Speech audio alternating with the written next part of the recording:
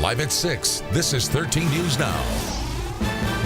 Off the top at 6 o'clock, countdown to shutdown, looking live at Capitol Hill as we move closer to a complete government shutdown. Inside the dome, the blame game is just getting started. Lawmakers pointing fingers as the search for a solution grows dim. If a deal is not reached by the stroke of midnight, the federal government is closed for business. Good evening, everyone. I'm David Allen. And I'm Regina Mobley. Left in limbo, thousands of federal workers here in Hampton Roads. 13 News Now reporter Mike Gooding kicks off our team coverage.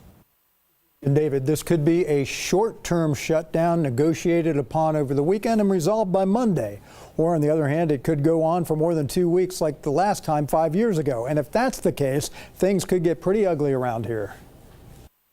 I don't see the appetite on either side for a deal right now. CNU political analyst Quentin Kidd says, buckle up. It's going to be a bumpy ride. There are going to be a lot of people that get furloughed that are going to be told, don't come to work Monday morning because there's no money to pay you. And that's going to happen all over Hampton Roads. It's going to happen all over Northern Virginia. The real fear is that we return to a shutdown like 2013, where we have federal employees and contractors out of work for 2.5 weeks. ODU economics professor Bob McNabb says that with Hampton Roads being so reliant upon federal spending, the spin-off effects will be substantial. And as the shutdown extends, people start worrying about their rent, their mortgage payments, their car payments, and it really has a detrimental effect on the economy as the shutdown is happening. We estimate the impact could be $30 to $50 million a day if the federal government shuts down. You're going to see a reduction in contracting, in discretionary spending of every kind. Retired Navy Rear Admiral Craig Quigley remembers the last shutdown in 2013 and how bad it was for thousands of furloughed civil servants. He worries that history is about to repeat itself. You're not going to go to the movies. You're not going to buy a pizza. You're certainly not going to buy a new car or rent a new apartment or something like that because you don't know what the future holds. President Trump got the blame game started this morning, tweeting out, Democrats want illegal immigration and weak borders. We need more Republican victories in 2018. But by this afternoon, the president, was meeting with Democrat Chuck Schumer at the White House, where the senator says some progress was made, but they did fail to reach a deal to avert the shutdown. Reporting live, Mike Gooding, 13 News Now. Right, who feels the impact of a shutdown? Not necessarily the military. They're considered essential, but they may not get paid until after that deal is struck. The same goes for the TSA. They'll still be on duty, but without pay until the budget is passed. You know who does get paid? Let me show you. These guys right here. Congress, by law, they will collect a paycheck. You'll still get your mail. Yeah, the Postal Service is also considered essential. National parks, well, national parks are a no-go. Parks, zoos, and museums funded by the feds will close. You won't have luck getting a gun permit.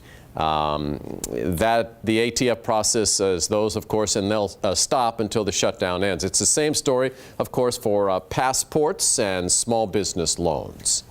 Local businesses are bracing for the impact a shutdown could bring. No paycheck means no spending for federal workers. Stephen Graves talked to shopkeepers today. Yeah, Regina, experts say no non-essential personnel frequenting bases means less traffic at these businesses. No income means less spending. Now, these businesses, like you said, are bracing for a possible financial hit now. Sitting just 0.2 miles, a 5-minute walk from JEB Little Creek Fort Story. To come from the base on a lunch break. Military personnel make up more than half of the business at Chosen Styles and Cut Salon in Norfolk. Co-owner Jonathan Moyler knows a possible government shutdown will affect business. For the sake of family, bills, and financial stability, they will sacrifice. Many shops like his around Hampton Roads bases have their eyes glued to the news, just bracing. We are concerned about it, and we try to take precautions for it. A shutdown means thousands of furloughed, non-essential personnel are without checks to spend money. Government contractors are without work. It results in less traffic around those bases and means slower sales at places like Marina's Alteration and Dry Cleaning. I'm also kind of worried on what's going on around. because we don't know how long will this last. But remembering hard times from a previous shutdown in 2013, Moyler has faith his shop is relying on a higher power. A lot of people are believers, so they do trust God that He's going to take care of them regardless. We can get concerned, but we prepare for this.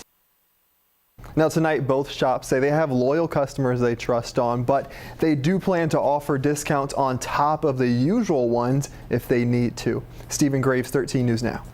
We know this could be a story that could impact thousands of families in Hampton Roads, of course. That's why we are keeping a very close eye on things. Live picture right there. Trust us to keep you updated.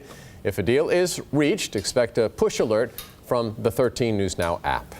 Now to a developing story. She admits to killing her son and stuffing his body into the trunk of her car.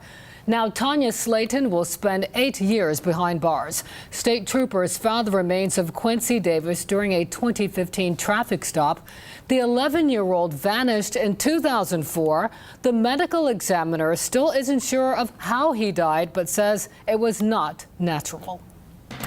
New at 6, it's been a Virginia Beach staple for decades. Now you can catch a piece of the Lynn Haven Fish House for yourself. Parts of it are hitting the auction block. It's not just physical items up for grabs. Intellectual property is also for sale. William Sums is leading the sale. He says he's the president of the Atlantic Asset Management Group, of course. He says the owner is even willing to help another Lynn Haven restaurant get set up with their restaurant's name, phone number, and recipes. The family who owns Lynn Haven Fish House has done a phenomenal job. They're rated best at the beach almost every year for seafood, and they would love to see a new owner come in and carry on the legacy. The auction will take place this coming Tuesday at 9:30 in the morning. The land was sold to Westminster Canterbury. They plan to tear down the pier by the start of the summer. And 10 inmates at the Norfolk City Jail graduate from an addiction recovery grant program. It helps inmates dealing with substance abuse and mental health issues. The 3-month-long program is funded by the Department of Crime Justice Services. We heard from the inmates today. They tell us they are thankful for the therapists and people who helped them fight back against their struggles. I feel good. I ain't never completed nothing in my life. This is the first time I ever completed anything, and I feel great about it. The program will start back up again for the next set of inmates. 16 men will be in that class. The goal is to continue the program until the grant money runs out.